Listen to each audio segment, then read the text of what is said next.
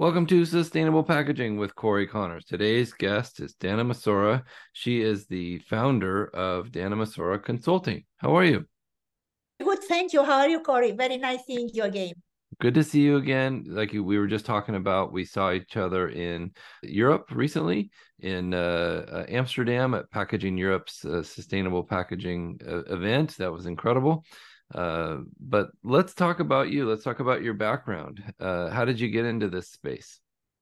Well, are you asking about the space of packaging or of sustainability or of Yeah. consulting? Yeah, I guess. Yeah. Mm-hmm. Yeah. Well, if you work in Europe, because this is where I was when it all started, and you work somehow in packaging. At the time, I was with the Dow polyethylene business. You just cannot avoid focusing on what's the big challenge, Mm-hmm. which is sustainability of plastic packaging with a very concrete definition of sustainability, which is the link, direct link with circular economy. Right. And then we focus on circular economy in Europe, mostly because the legislation and the regulators are really driving us into that direction. But then I discovered that in other parts of the world, circular economy has also a meaning, and it's very important for the future of packaging. Yeah, well said. Very true. So, what kinds of things do you and the people at your consultancy help people and companies do? So in Europe, my company, which is me, basically, I'm focusing on my work with a consortium, CFlex, which stands for Circular Economy for Flexible Packaging. That's a consortium of over 180 companies from the entire value chain of flexible packaging. And we were really put together with a very concrete goal, which was to identify the issues, the challenges in making flexible packaging initially recyclable, but in general compliant with the idea of circular economy, and then drive the solutions to implementation. So that's what we do, and we're all very passionate about. And I'm finding that when you work in packaging, moreover, when you work in plastic packaging or flexible packaging, and when you get into circular economy, you become passionate. And many people like me, we're looking at our work as almost a way of living beyond being just a job. Right. I love that. That's exactly right. We are passionate individuals who are guided by this drive to make the world a better place and to help any way we can. This is very excellent insight information. I appreciate it. So a company will come to you and they will say, "Hey, we're using flexible packaging materials. Can you guide us in how to encourage recycling of these?" Or can you speak to that a little bit more? Yeah, so as a consultant, I'm really dedicating my work in the teamwork which we do together in CFlex. Yes, it is all about all the different companies which are engaged in a way or another one into flexible packaging. Either they are producers of raw materials or converters who take raw materials and make a packaging, or brand owners who fill the packaging and put it on the market, or they can be technology providers, equipment providers, can be associations for the value chain. Basically, what we do is we really look at the challenges and start tackling these challenges with a systemic approach and thinking how together we can address these challenges in a way which individual companies could not do it. So some of the things which we did at CFlex, and again, as a result of the work of consultants with the stakeholder companies, are things like the design guidelines for a circular economy, or things like putting together a new innovative concept of technologies which deliver quality recycling. Or we ran a lot of studies which provided the value chain and the industry altogether in Europe with a type of data which this industry didn't have. Data which empower companies or organizations like the producer responsibility organizations to take decisions in a way which is solid, robust, and fact-based. Decisions like what's the right infrastructure to invest on? How much capacity do we need? How should we complement the different technologies to deliver on certain goals? How can you make such a decision, a heavy decision, if you don't have the facts of the data? So these are the kind of things which we make available and which we also leverage into things like, as I mentioned, the design guidelines for a circular economy. A very important tool for everyone who designs packaging today in Europe or anywhere else to design it from the beginning with the end of life in mind. Designing from the beginning in such a way that it optimizes the environment, impact on the environment. Right. Yes, that's it. We must think about these things with the end of life in mind. That's exactly right. The circular nature of this material is possible. It's not easy, and we have a long ways to go. But I totally agree with you. It's the future. We must be a circular economy for all of these packaging materials. So I also wanted to talk about your work in Africa. You're a foundation. Can you speak to the ASASE Foundation that you're the director of as well?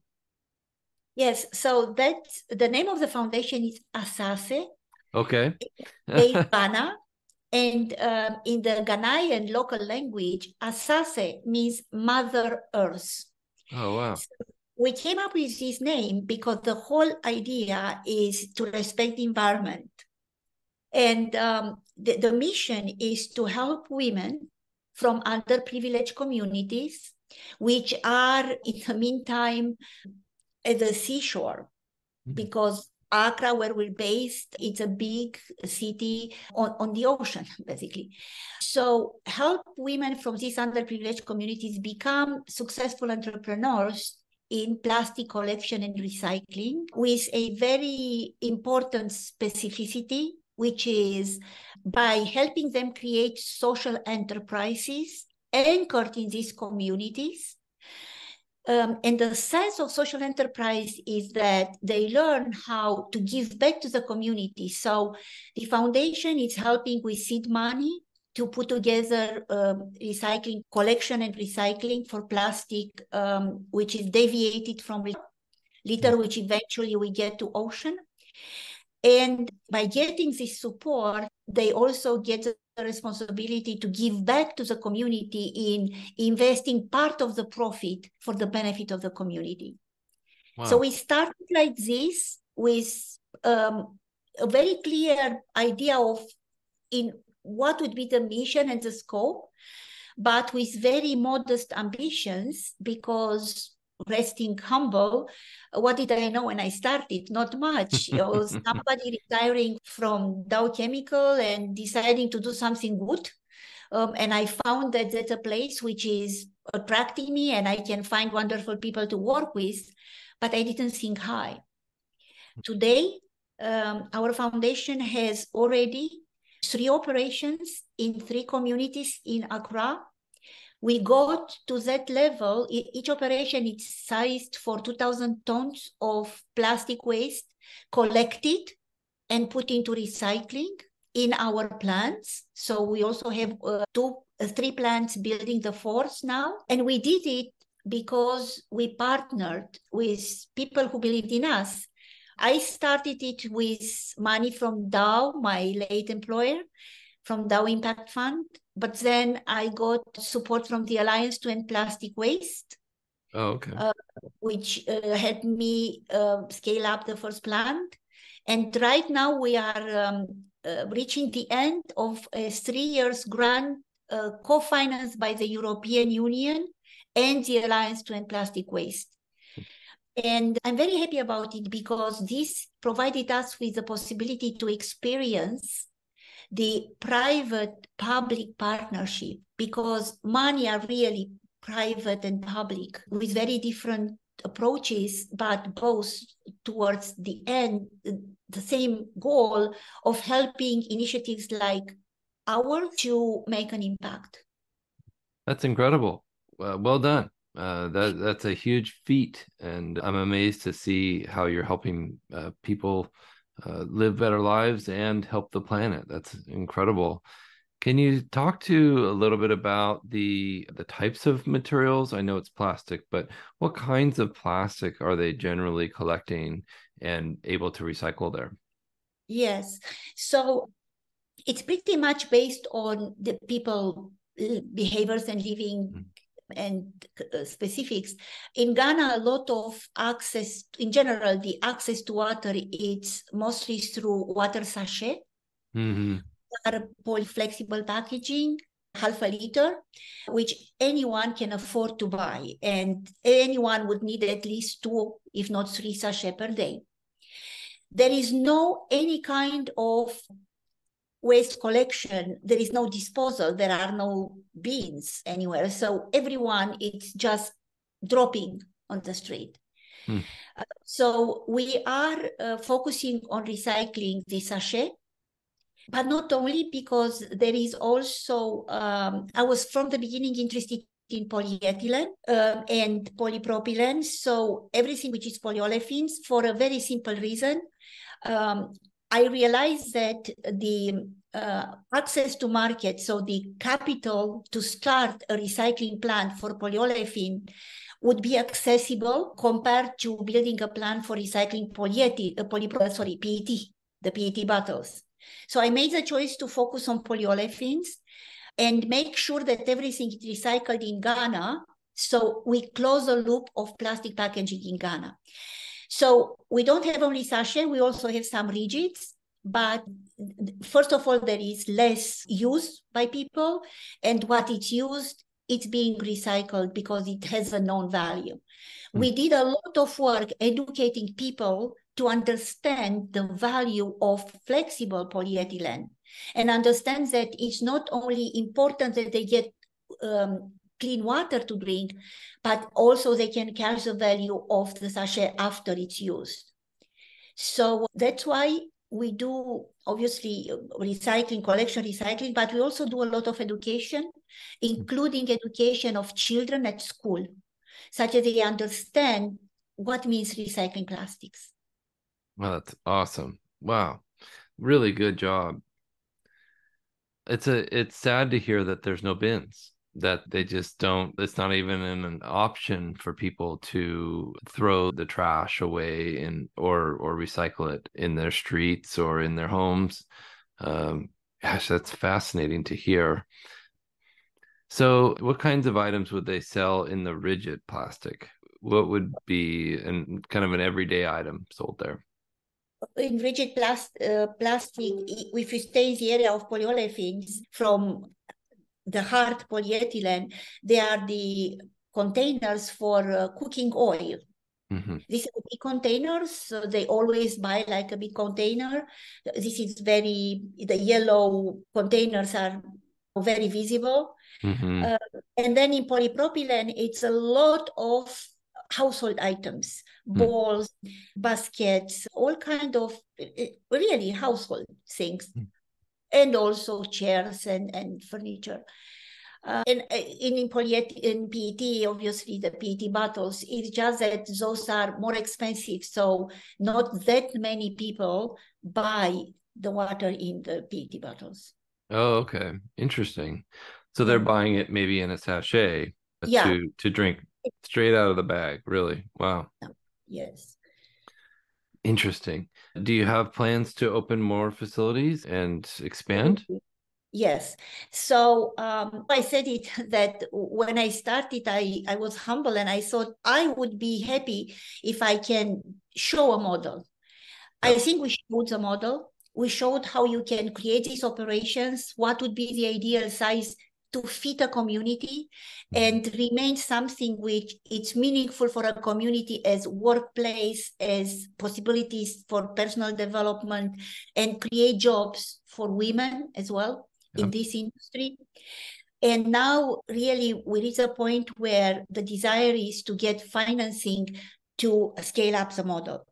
I also, probably because my entire life I worked in corporations, so I am convinced that whatever you do, it has to have a business sense. It has to be business case. Otherwise, it is not going to work. And I think we all realize that no matter how much good you want to do, you can't count on grants and philanthropic support.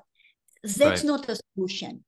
This can make people feel good, but that's not how you create solutions which are truly scalable and can make an impact and can have a meaning in the whole problematic of plastics today. So this is where I am today, and I look at how difficult it is, especially when you have initiatives in the global south, to get access to money in a fair way. Money exists. We all know that there's a lot of money. It's just that all the conditions have to be safe enough, such as investors put the money. I do believe that the global south, including Ghana, need a new way of looking into financing. Yeah. Because we spoke about, right? There are no bins. There is no an established infrastructure to collect the waste, not plastic waste, right? This has to be created.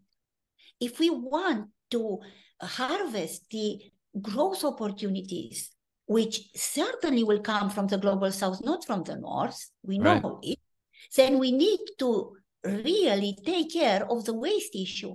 And this requires investment in infrastructure. And unless there is investment in infrastructure, how can you just focus on one material, plastic? Right. So that's probably one of the biggest problems on the table these days when we look at what's next. Exactly.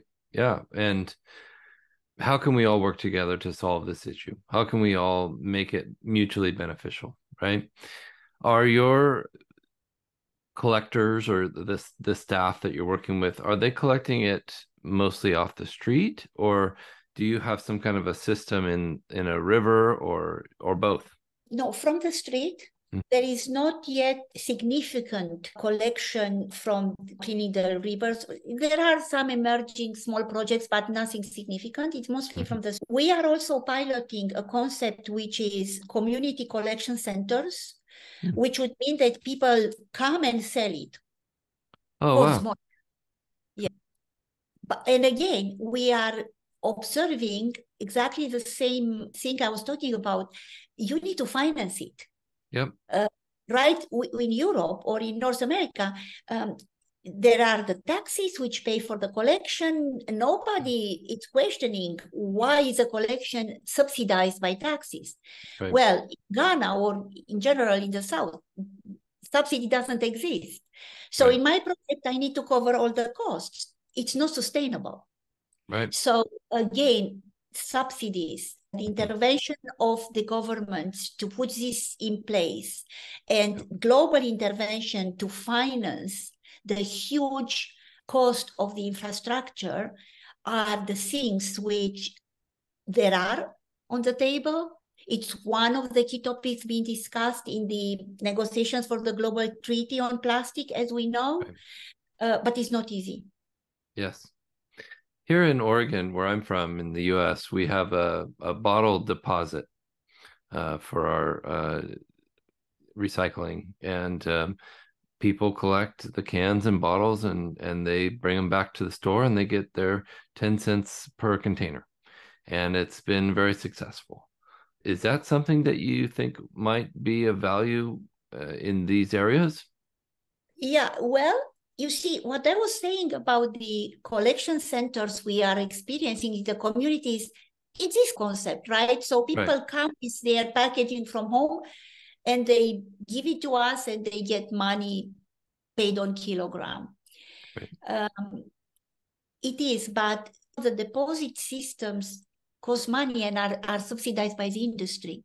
So again, everything gets back into it will cost. Right? Let's face it, we look at the big problems in Europe or in general in the global north to be addressed, like building the capacity in chemical recycling, by changing the way mechanical recycling is done into more quality recycling. Technology is there. You just need to put the money to invest. Yes. And it's going to take all of us. It's going to take consumers, it's going to take companies, it's going to take the government. Are you getting support from the local government there where you've set these up? Yes, in Good. Ghana, it's one of the reasons for which because I was looking at few countries and I chose Ghana. And indeed, ever since, the government is very engaged. Hmm. Ghana was the second country after Indonesia to sign up to the Global Plastic Action Partnership. And the government is sponsoring a broad project which is driving the plastic recycling effort. It is, but again, the government doesn't have money in Ghana. Yeah, and They have a lot that's of goodwill, right. They but they have need good money. intentions, right? Yeah, But excellent. they need money. That's it. Well, I'm very impressed with what you're doing. Nice job. Keep it up. Well done. How could other people be of assistance to you? Are you looking for donations? Are you looking for partners? At this point, no, I don't look for donations because I think it's time for us to grow out of grants. Mhm. And I want our next stage to become investment money. Because if we can't do it, then it means it's not a scalable model. Right. However, everyone with a will and the know-how who is willing to give time, give advice. We need support in so many ways.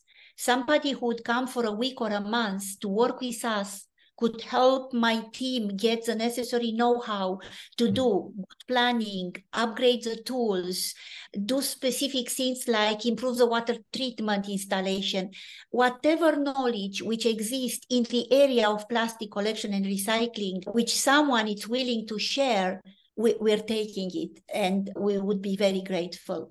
Many people helped us. The Alliance to End Plastic Waste gave us immense access to expertise, which made a huge difference. And each time when somebody tells me, how can I help? I'm like, let's talk about many ideas and you pick. That's great. Well, and that it does take a diverse thought process, right? We have to think about this in many different ways. Well said. Well done. So how do people get in touch with you if they're interested in investing or partnering? On our website, Mhm. asasejh.com. You Google me, Dana Mosora, and you find my social media. And if not, my email, dmosora at danamosora-consulting.eu. But we have a blog as well, and a way of contacting through the website. Great. Well, thank you, Dana. This has been really excellent. Anything else you wanted to say before we wrap this up? Thank you very much for the opportunity. Mhm. It's always interesting to answer questions in this area. What I want to say is that I had, before starting this work in Africa, 35 years of corporate career, and I was always thought that I'm happy and successful. But I was never as happy as I am now in Africa. It is Mm. the type of work which is so much more fulfilling that I encourage everyone like me who gets to the retirement age and says, oh, I feel like I can do something, to think about this kind of giving job. Yeah. Yeah. Well said. What a great way to end it. Donating our time, donating our resources is so valuable and so important for a happy life, I think. Well said. Well, thank you Thank you. again. We really appreciate your time and your wisdom and keep up the great work. Thank you, Cory. Thank you very much.